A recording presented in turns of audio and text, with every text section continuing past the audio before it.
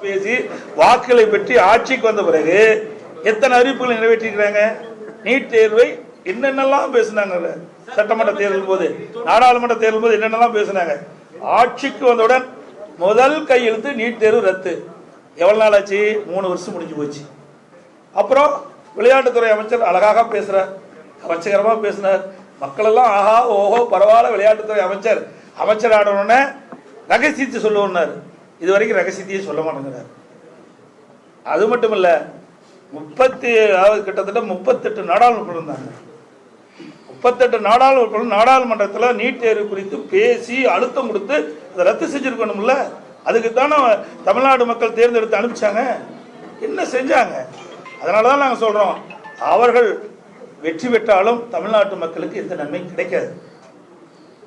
அது அவர்கள் மத்திய அரசுக்கு காவடி தூக்குகின்ற காட்சி தான் பார்த்துட்டு வரும். எதிர்கட்சியா இருக்கும்போது கோபேக் மோடினாங்க, ஆளுங்கட்சியா வந்த பிறகு அங்க ரத்தன கம்பளம் விரிச்சு வெல்கம் மோடிங்கிறாங்க. ரெட்டை வேடம் போடுகின்ற கட்சி திமுக கட்சி. அனைத்து இந்திய அண்ணா திராவிட முன்னேற்ற கழகத்தை பொறுத்த வரைக்கும் ஏற்கனவே தேமுதிகவுடைய பொதுச் செயலாளர் சொன்னதை போல தமிழ்நாட்டு மக்களுடைய நலன் கருதி நாங்கள் நாடாளுமன்றத்தில் மக்களுடைய குரல் ஒலிக்கும், மத்திய அரசுக்கு அழுத்தம் கொடுத்து மக்களுக்கு தேவையான பிரச்சனை தீர்த்து வைப்போம். அதுதான் எங்களுடைய லட்சியம், எங்களுடைய கூட்டணி லட்சியம் அதுதான். நன்றி, வணக்கம்.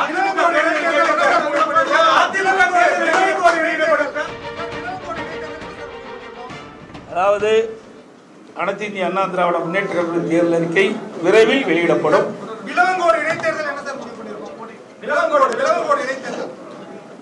விலவங்கோடு இடைத்தேர்தலில் எங்களுடைய கழக வேட்பாளர் போட்டியிடுவதற்கு இப்பொழுது அங்கே எங்களுடைய அமைப்பு செயலாளர் முன்னாள் அமைச்சர் தளவாய் சுந்தரம் அவர்கள் அங்கே இருக்கின்ற கழக நிர்வாகிகளும் அழைத்து பேசிக் கொண்டிருக்கின்றார்.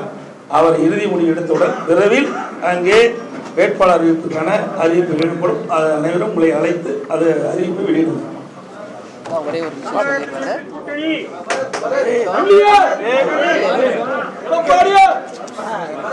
இப்போ அண்ணனும் பொதுச் செயலாளராக அம்மா இல்லாம சந்திக்கிற முதல் தேர்தல், நானும் பொதுச் செயலாளராகி கேப்டன் இல்லாமல் நாங்களும் சந்திக்கிற முதல் தேர்தல். இந்த 2 கூட்டணியும் அந்த 3 தெய்வங்களின் ஆசீர்வாதத்தோட மிகப்பெரிய வெற்றி பெறும். விடைபெறுகிறேன். நன்றி, வணக்கம்.